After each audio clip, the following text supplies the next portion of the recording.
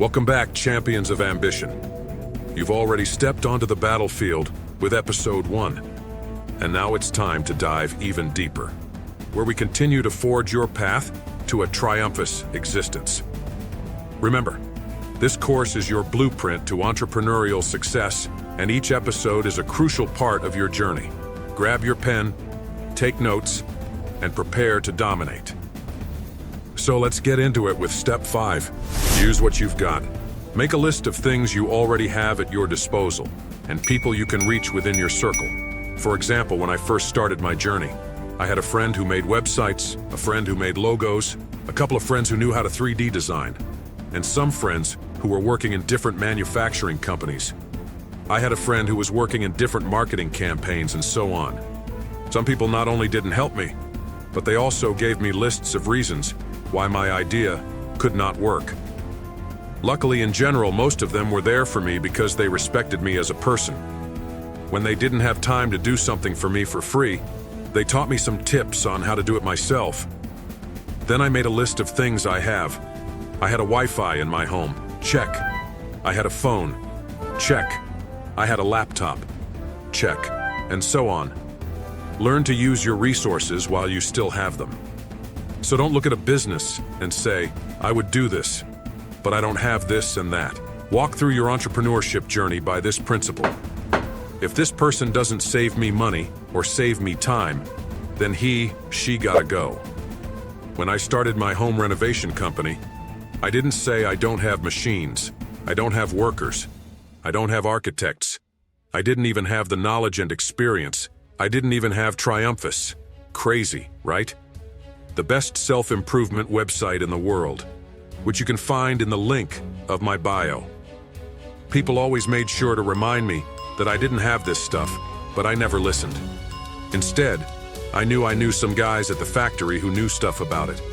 I knew some friends who knew how to 3D model. I knew I had an aunt I could borrow $200 from for the marketing campaign. I knew I had absolutely no other choice but to risk it, find some clients, and make them believe I work as a manager at this foreign company. I was sweating bullets when I met my first client, because it was scary to get out of my comfort zone, but it was even scarier when they started paying down payments via cash, because I claimed we were doing some changes with the bank payment methods, and that it was the only way I could accept payment.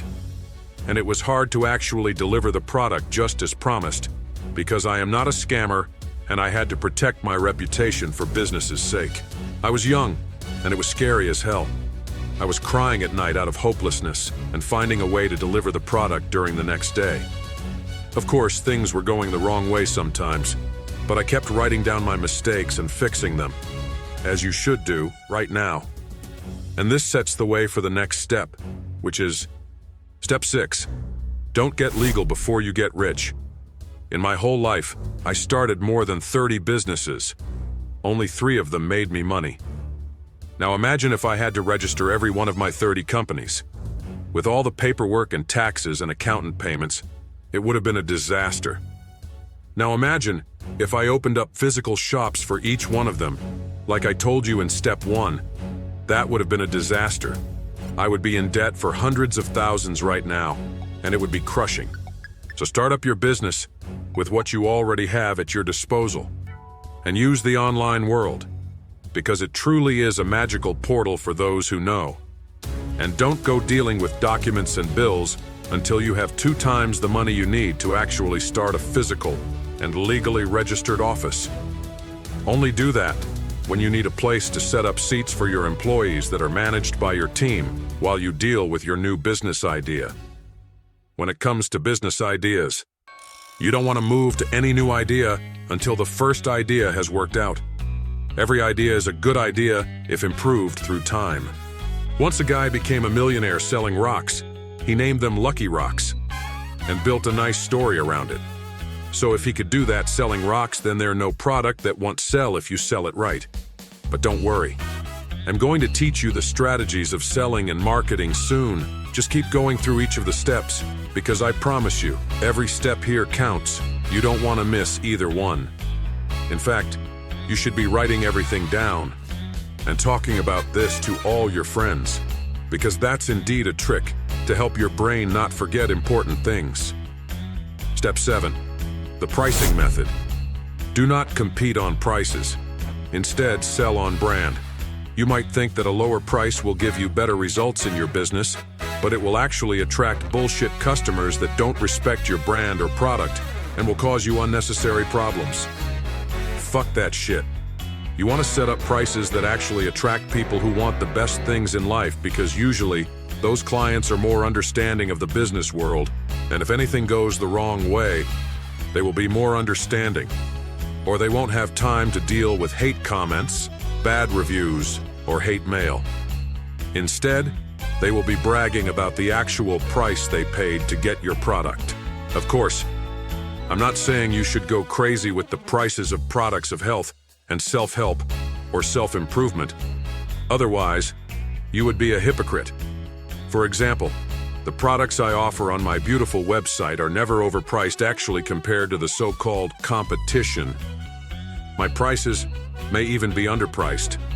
And I did that because most of my clients are young students who don't have $2,000 for a course or $20 a month membership for my audiobooks, even $100+ for edible products or accessories that help them for certain problems.